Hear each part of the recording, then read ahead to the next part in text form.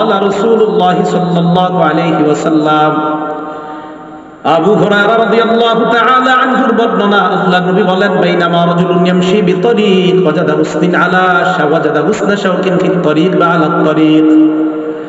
নবীজি বলেন, এক ব্যক্তি রাস্তা দিয়ে হাঁটতেছে, হাঁটতে হাঁটতে হঠাৎ একটা কাঁটাযুক্ত ডাল পেয়ে যায়।